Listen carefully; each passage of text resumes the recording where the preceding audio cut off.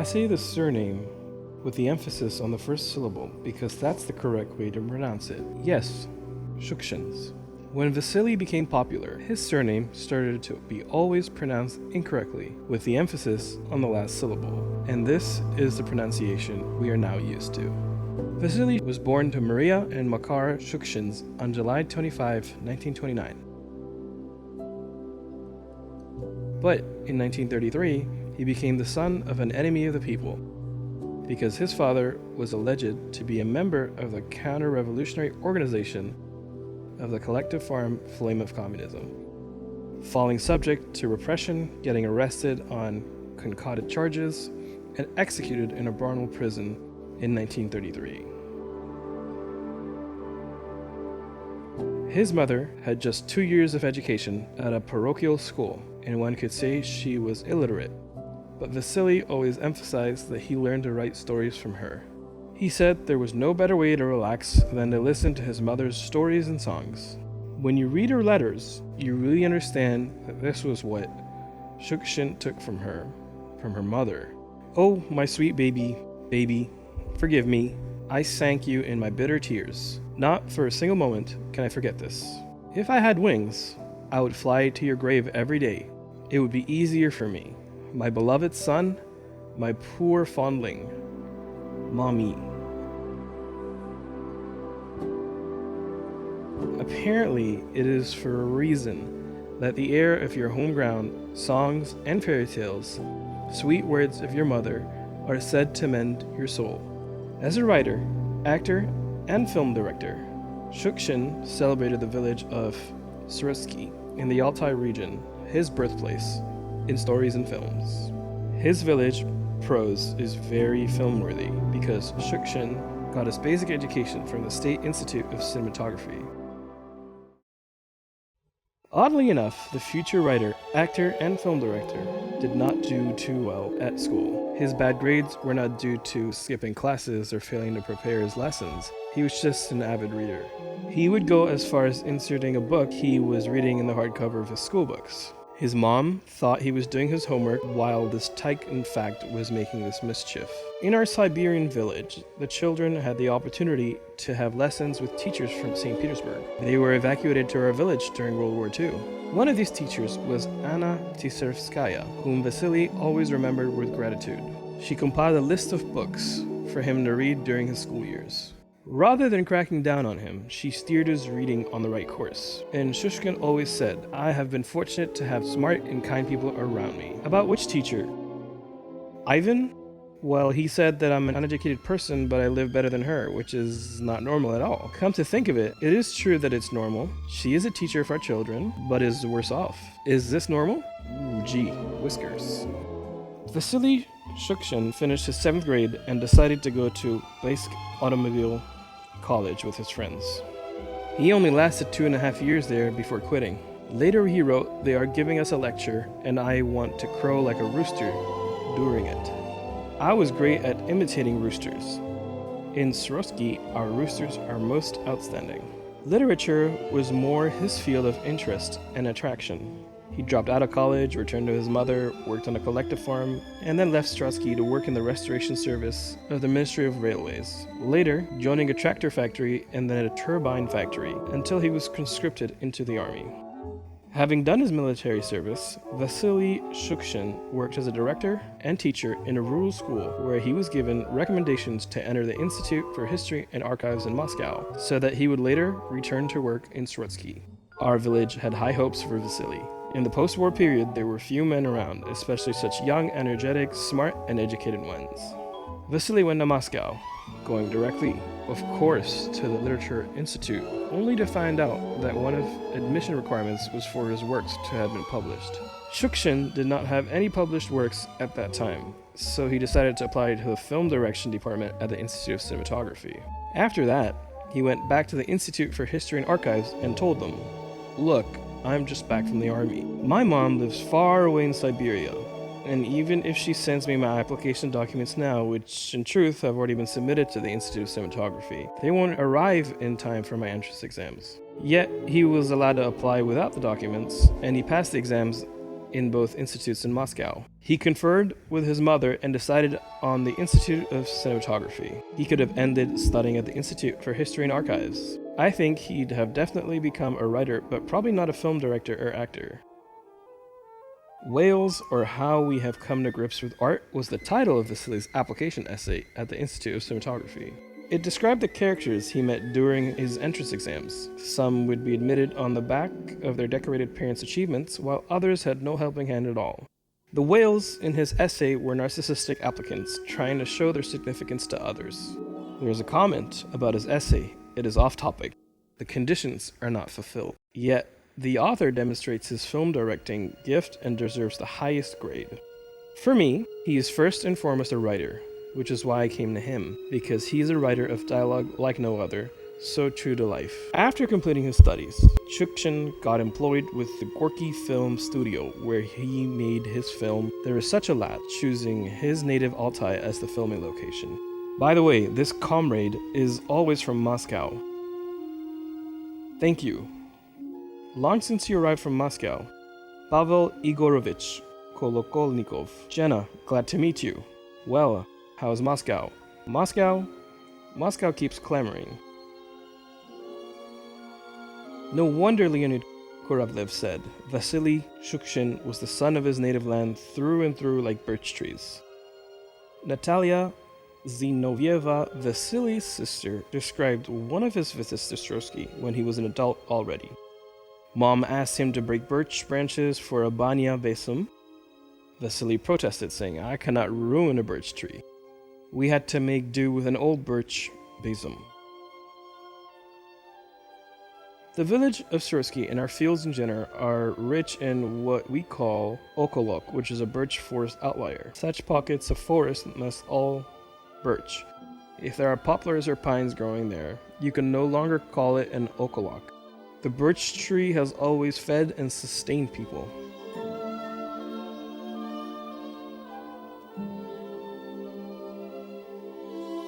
Peasants made many things from birch: pitchforks, rakes, bast shoes, fabric smoothers, cups, and spoons. The smoother is the predecessor of the modern clothes iron. It was used to smooth our linens and clothes.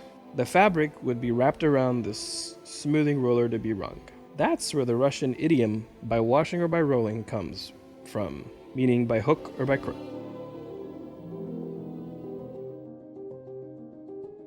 All of Vasily's work is inextricably linked with Strosky. This place inspired him and gave him strength for new works. During the 20 years he lived in Moscow, Shukshin came to Strosky more than 20 times. Can you imagine that, despite his busy schedule of filming, acting, and writing in different parts of Russia, he would go nowhere but Altai whenever possible to shoot his films? And why is the village called Strosky? Because the Kitun River has many branches up to the base of this village where it merges into one large streamway. Hence, where the Kitun merges, the corresponding Russian verb sounding very close to the name of the village, Strotsky, was founded.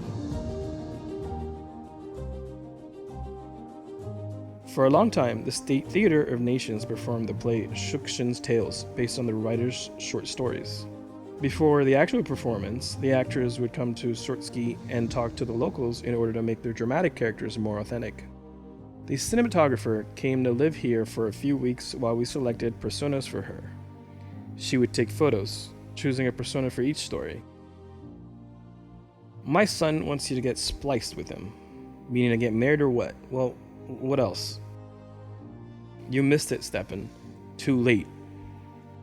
Tanya suddenly raised her head sharply, looking at Stepan with her greenish clear eyes. And shame, and affection, and reproach, and approval, and something else inexpressibly beautiful. Hours, all this nibbling away at sunflower seeds during the performance. Vasily inspirited literally all things natural. The Kitun River was a living being for him, and so was the Chuy Road. He considered birch trees living things too. Man is part of nature, thinking, dependent, take it or leave it. But why turn nature into some kind of dead fetish? We are to live with it, aren't we? If it came to proper wording, I would say something like this: not back to nature, but forward to nature, to nature.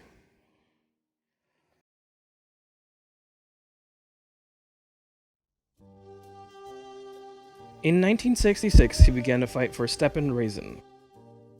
His script won a screenplay competition and was highly praised by Iskutstvo Kino, film art magazine. Yet, he was not allowed to make the film, because they told him the historical films were unfashionable and too expensive, while Razin was too cruel a character. Stepan Razin was shot down several times, then it got shot down once again, and Vasily was told, "The USSR State Committee for Cinematography has your scenario happy-go-lucky. Go make it." Then Vasily put forward his conditions right away. "I will make this film only if you let me do it in my native place." Happy-go-lucky, and its ending were made on the picket hill where Shukshin sits barefooted on the ground and says, "That's it, guys, it's over." We filmed it for 4 months, and it had reviewed for over 6 months. Nothing but nerve-wracking. They were looking for social undertones in everything. At the production desk, together with Philip Yermash, president of the Committee for Cinematography, Vasily asked us that when it came to the segment where he was shown sitting in the field, saying, "That's it, guys, it's over," we should cough loudly, hoping Yermash would miss this phrase. But Yermash did notice and said, "What do you mean, it's over? Assuming censorship rules? That's it, guys, it's over." Actually, Shukshin gave a profound meaning to these words. He didn't mean the film was over, rather it was over for the village of old he had always fought for. He was anguished over young people leaving their native village and getting dissolved in the city. After losing one's roots, one became so lost and probably even ludicrous. He found a place in this film for all his relatives, all his acquaintances and fellow villagers. He even filmed his mother Maria while she was leaving the house and tying up her kerchief, without telling her. Anatoly Zabolitsky, his cameraman, secretly caught Vasily's mother on camera in her house. What a surprise, this was for his mother. She would forbid him to do it, but Vasily used his cunning there. Happy-Go-Lucky is Shukshin's favorite pivotal film. Vasily made it about the peasant spiritual dimension. I don't need this rest. Why would I need it for? The sanatorium? If you think that we'll go to the sanatorium, I'd rather sit on the bank of the river with my fishing rod to have a rest. And that's it, happy-go-lucky. For Vasily, the village was the seat of traditional values. It conflicted with the city. He thought of the village as a place where he could relax his mind. What is our current main goal? Make the village and the city equal, right? For example, our collective-owned farm is now being tuned into a state-owned farm. This means we're aligned with the city. Well, this is so... And what controls life in the city? Rubble? Rubble. So this very rubble is beginning to skew my perspective. Is it rubble? I start thinking now, how can I coax it? How can I invite it over, so to speak? But here's one little honest question. After all, the more I earn, the less I think about what comes born after me. A peasant in the city feels like an outsider who did not belong there. He has his own people's truth. As a Russian writer, Vasily was not interested in tolerant attitudes or in having all views accepted. His conviction was about peasant probity and recognizing the spiritual dimension. How is the father city feeling? No reason to worry, it is growing, clamoring, getting built up. No, this is far from growth. What is growing is not clamoring. Whatever is clamoring is just hulking up, rather than growing. Here, the city tempo for you, she has even no time to drink her coffee. Happy-Go-Lucky was not too successful theatrically, while Shukshin repeatedly failed to obtain the green light to make Stepan Razin. So Vasily began shooting another film, The Red Snowball Tree, about love.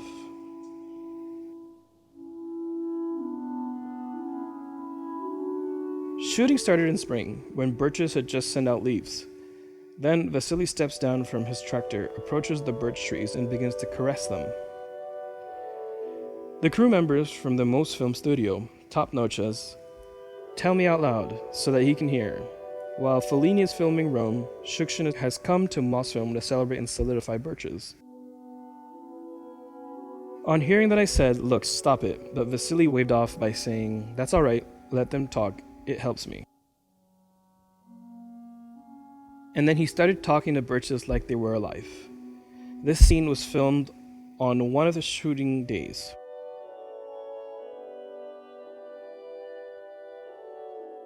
"Well, dear girl, have you been waiting long, dear mother?" Vasily's famous and last film, The Red Snowball Tree, was released in 1974. It got the main prize at the All-Union Film Festival in Baku.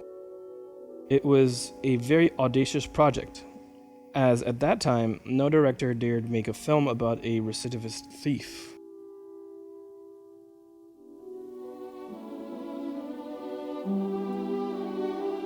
A peasant who lost touch with his land got into the unscrupulous hands of dishonest people.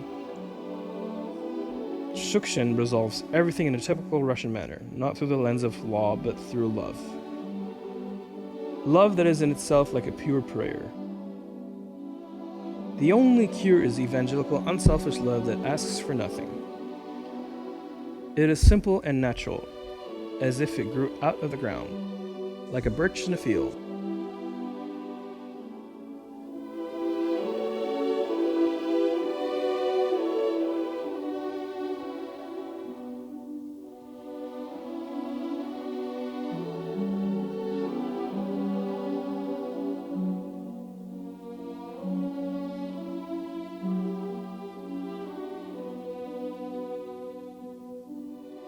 He used the story of his cousin's sister. When she was young, she also corresponded with a man who was in prison. In real life, this correspondence led nowhere, as they never met. Vasily took this story further to make his film, The Red Snowball Tree, out of it in the end. The birch tree theme is an expression of Vasily's deep love for his homeland, his patriotism, his love for his birthplace. He even wrote an article, a point about the lesser homeland, saying, "I put a lot of work into this film, but it doesn't matter. After all, even shoddy performances require an effort. What matters is that I put into my love for Altai, for my homeland, and this should not go unnoticed." The way the Altai region treated Vasily is a different story. During his lifetime, he was never published, never accepted. He had a true Siberian character. Him being the son of an enemy of the people also hardened him, because he realized he needed to have his own way to make in the world, as no one would help him. At one point, Alexander Karlin, our former governor, had the writer's complete works published in 8 volumes. The next edition had 9 volumes. That was how he got rehabilitated, it seems fair to say. It is no coincidence that Galina Vishnevskaya said Shukshin is the true type of Russian. This is the power of popular love. Shukshin was always a talking point, and a riveting one at that. If you can recall the photos of his funeral, the place was flooded with people. It was like a human sea, similar to what there would be at the funeral of Vladimir Vysotsky. Where do they all come from? But Altai was bidding its time for 2 more years after that. Would they talk about Shukshin or not? And talk they did, increasingly louder. And why was the museum set up? Because people never stopped coming over? Just to hold on to his doorposts, to see where Shukshin lived, to breathe the same air he had breathed. There was an influx of people.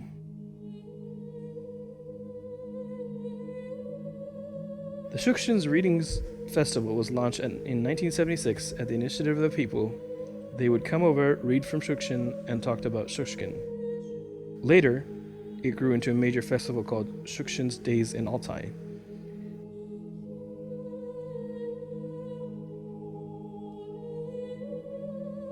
Shukshin got his first large fee as payment for his novel, The Lubavins, and used it to buy his mother a house in Srotsky. Vasily built all outbuildings, including the Vanya house with an outdoor kitchen and a wooden veranda. With his own hands, he also made water heating. This was the son trying to make his elderly mother's life more comfortable.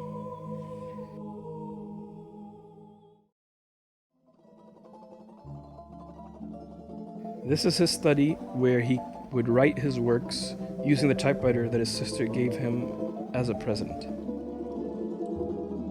Also here in the study is the clock showing Vasily Shukshin's approximate time of death. His mother would say he was born at dawn and died at dawn. He loved people as a child and gave all of his life for them when he grew up.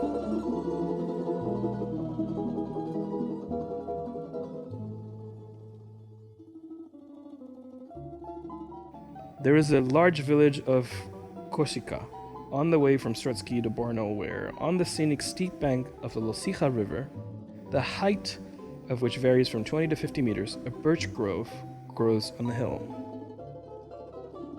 This is also where the literature festival of Robert Rozhdestvensky, a Soviet poet, is held.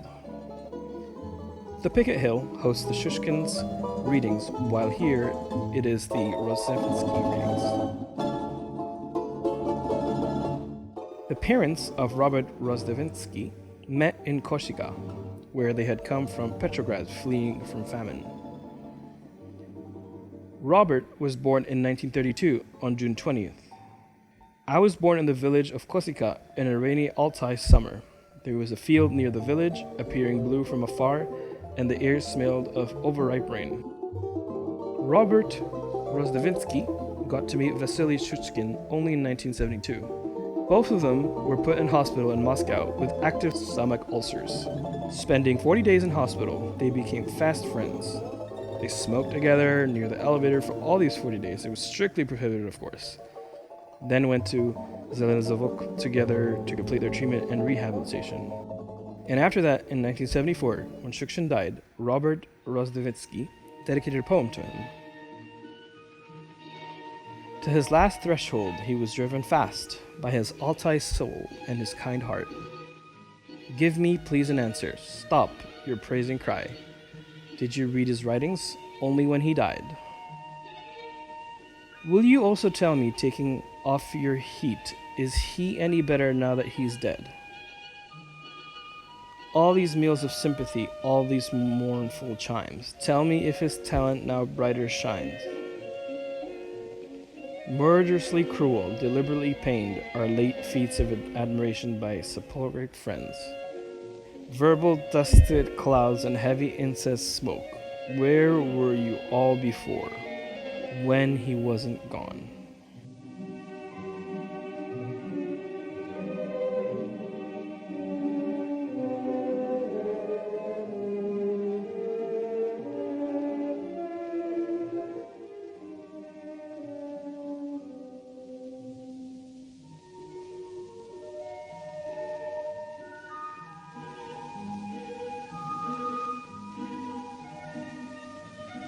That's it, guys. Всё, ребят. It's over. The end.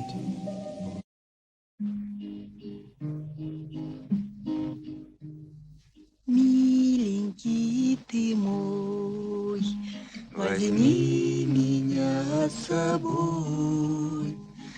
Там в краю далеком назовешь ты меня женой. Милая моя, взял бы я тебя, там в краю далеком есть у меня жена.